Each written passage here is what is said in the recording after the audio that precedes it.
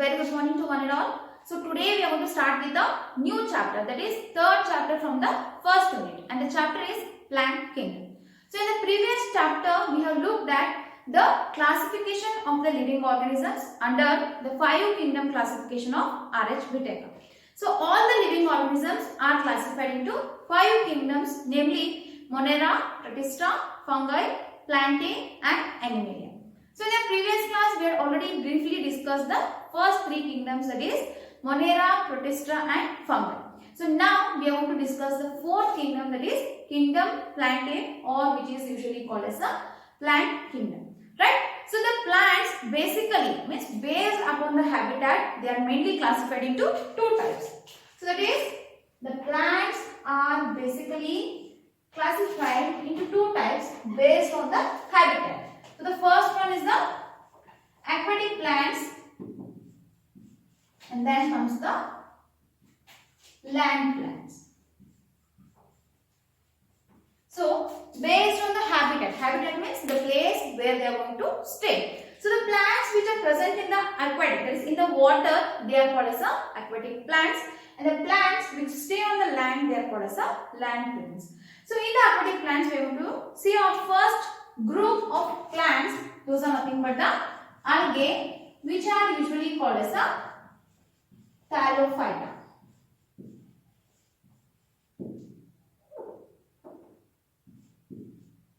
This Thallophyta.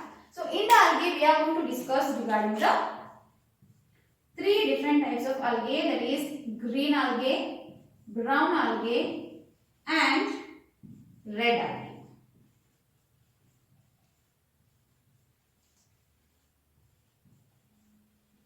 Right. So land plants are again classified into 2 groups based upon the presence and absence of the vascular bundles. Right. So the first group of plants which are having, that is absence of xylem and phloem, that is the non-vascular plants, and presence of xylem and phloem, that is the vascular plants and the non-vascular plants. Under the non-vascular plants we are having the second group, that is the second group of plants, that is Bryophyta. So under the Bryophyta we are going to study 2 things, that is mosses and ferns, mosses and liverworts. So again in the vascular plants, so this is a non-vascular plants, and here these are the vascular plants. So these vascular plants are again classified into 2 things, 2 plants, that is the plant which are going to produce the spore, that is the spore bearing plants, and the seed bearing plants. So the spore bearing plants are usually called as a Pteridophyta. So under this Pteridophyta we are going to learn regarding the horsetails and ferns. Right? So the seed bearing plants are usually called as a Spermatophyta, and they are further classified into 2 things.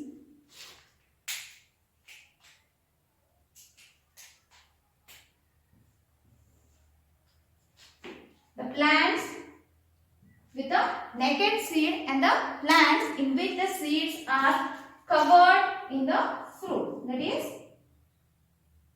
gymnosperms and the angiosperms. So gymnosperms means naked seeded. So seeds in the fruit. So this is a brief classification of the kingdom Plantae or the plant kingdom. So the plants are based upon the habitat. We can classify into two groups. One is the aquatic plants and the other is the land plants. So the aquatic plants, the first classification or the first group, that is algae, or usually we are going to call it as a thallophyta. And these land plants are again divided into two types. One is non-vascular plants and the vascular plants. So non-vascular plants, that is the second group, that is bryophyta. Under the vascular plants, again there are the spore bearing vascular plants and the seed bearing vascular plants. So here we are going to get a third one, that is pteridophyta. And then again the seed bearing, there are two types of plants. One is in which they are having the naked seeds, and one more, the seeds are covered in the fruits. So that is gymnosperms and angiosperms. So these are our 5 groups which we are going to study under the kingdom Plantae or plant kingdom. So the first one is the algae, right? So under the algae we are going to study regarding the green algae, brown algae and red algae. So the second group is the bryophyta, so which is a non-vascular plant, where we are going to study regarding the mosses and liverworts.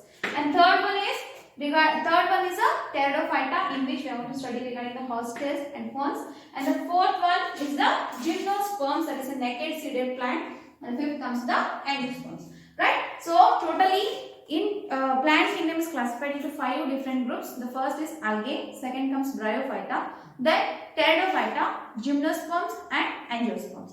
In this chapter, we are going to study regarding only the first 4 groups, that is algae, bryophyta, pteridophyta and gymnosperms.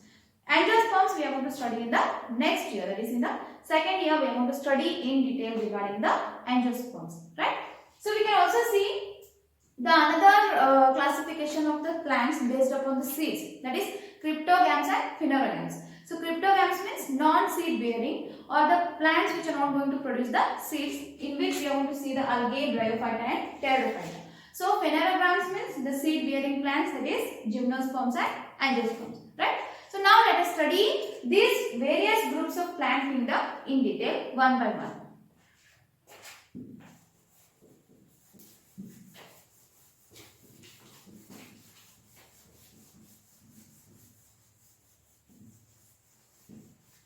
Okay, so coming to the first group, that is algae. The first one is the algae.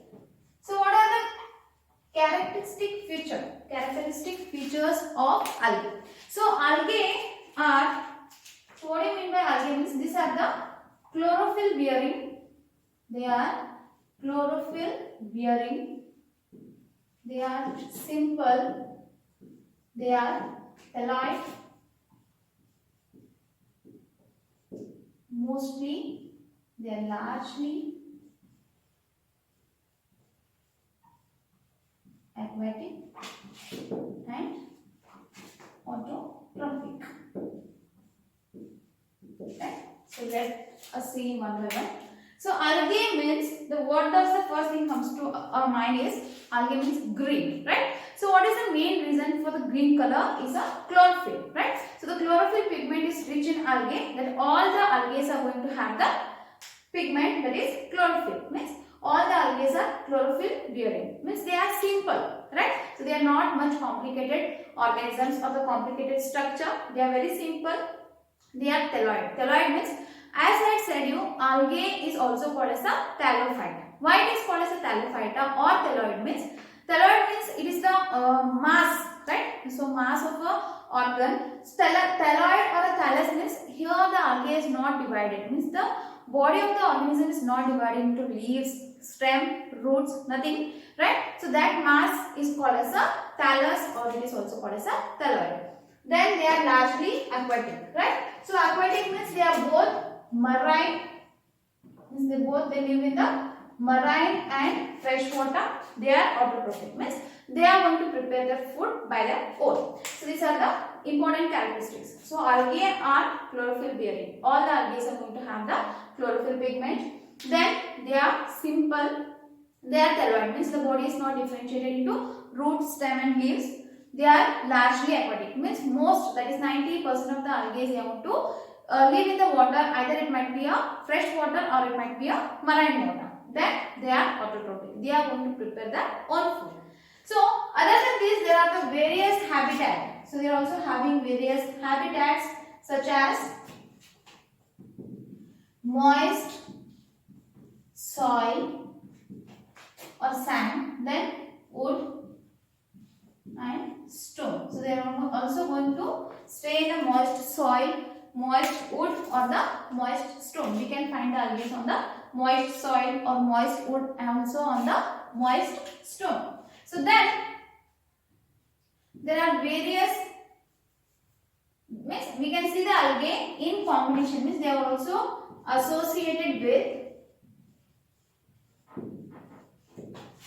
fungi, for example the lichens, and with the animals, for example the sloth bear. Right. So algae, they are also found in association, means they are also going to have the symbiotic association with the fungi, which we are usually going to call it as a lichens. There is a symbiotic relationship between the algae and fungi. We are going to call it as a lichen. And the second thing is that they are also symbiotically associated with the animals, for example mainly the sloth bear. So this sloth bear, the body of the sloth bear is covered with the algae. So this algae is going to provide the it is going to help the sloth bear to avoid itself from its predators, right? And in turn this algae is going to get the moisture from the sloth fur, so which is going to hold the water, right? So it is having a symbiotic relationship with fungi and also animals, for example lichens as well as the sloth bear. The body or the shape of the algae is going to vary, means the size of the algae is going to vary. It is having a various forms. Firstly, the microscopic unicellular forms. Example, Chlamydomonas. Right? So then comes the colonial forms. Example, Volvox. Filamentous forms. Example, Ulothrix and Spirovera, and the marine forms, that is scallops, which are going to form a massive plant body, right? So these are the important characteristics of algae. So here the algae are the chlorophyll bearing. They are simple, they are thalloid, they are mostly large amount of algae. They are usually aquatic, either they can be in the fresh water or in the marine water, and they are autotrophic, means they want to prepare their own food. So then they are also going to live in a various habitats such as the moist soil, moist wood and the moist stone. So then they are also associated in a symbiotic relationship with the fungi, example the lichens, and then they are also symbiotically associated with the sloth bear, right? So then we can see the various sizes, means various forms and sizes of the algae. Firstly, the microscopic and unicellular forms, for example the Chlamydomonas, and then the colonial forms, example is Volvox, filamentous forms, Ulothrix and Spirovera, and the marine forms, that is the scallops, right? So now let us see how the reproduction takes place in case of the algae.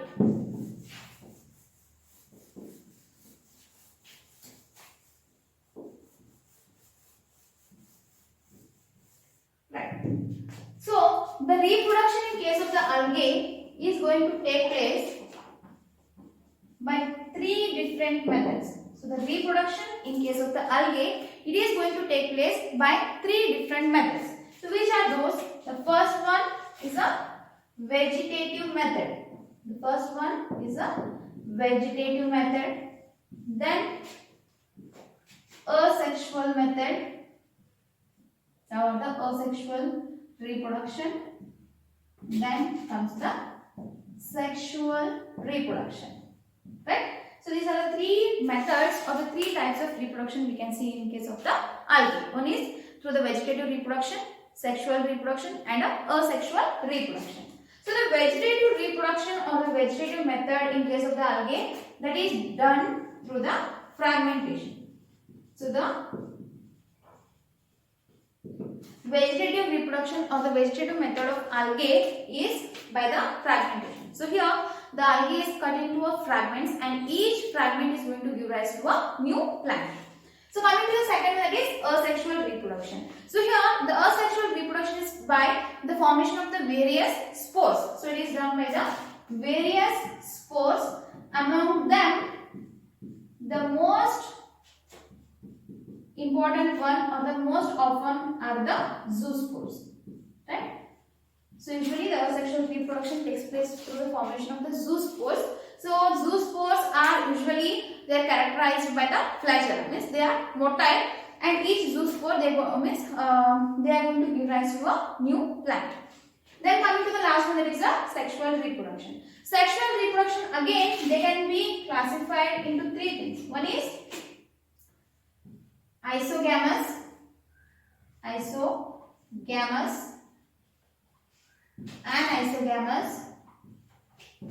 and oogamous. Right? The sexual reproduction is again of three types. One is isogamous, anisogamous, and oogamous. So isogamous means obviously the sexual reproduction takes place through the formation of the gametes and the fusion of gametes. So here, suppose if both the gametes are similar in size, whether they are flagellated or non-flagellated, right? So for example, in case of the Chlamydomonas and Spirogyra, so in the Chlamydomonas, both the gametes are similar in size and both are flagellated, right? So whereas in case of the Spirogyra, both the gametes are similar in size but they are non-flagellated, means they are non-motile. So suppose if the gametes are similar in size, then they are called as isogamous. Then coming to the anisogamous, suppose if the gametes are different in shape. So in some of the Chlamydomonas, the gametes are having the dissimilar size. So that is called as anisogamous. Suppose if the egg is a large one and it is a non-motile, whereas the male is small and it is motile, so that kind of gametes they are usually called as oogamous, right? So example for oogamous is a volvox and fucus. So those are the examples for the oogamous, right? So the reproduction in case of the algae, it is going to take place in three methods. One is vegetative method, that is through the fragmentation. So here the algae is cut into the fragments, into the pieces, and each piece is going to give rise to a new plant. Through the asexual reproduction, that is through the formation of the spores, usually these spores are called as zoospores as they are motile, and each spore is going to give rise to a new plant. In case of the sexual reproduction, the gametes are of three types. One is isogamous, anisogamous, and oogamous. Suppose if the two gametes are similar in size, then it is called as isogamous. For example, in the Chlamydomonas as well as in the Spirogyra. Suppose if the gametes they are dissimilar in size, then it is called as isogamous. And in the dissimilar gametes, if the female is a non-motile and it is very larger in size, and the male is small and if it is motile, then it is called as oogamous. So these are the types of reproduction that I want to take place in the algae. Okay. So that's all for today's class. In the next class, we will be discussing regarding the economic importance of the algae and how the algae is further classified into three classifications. So the three groups, that is green algae, red algae, and brown algae. Thank you.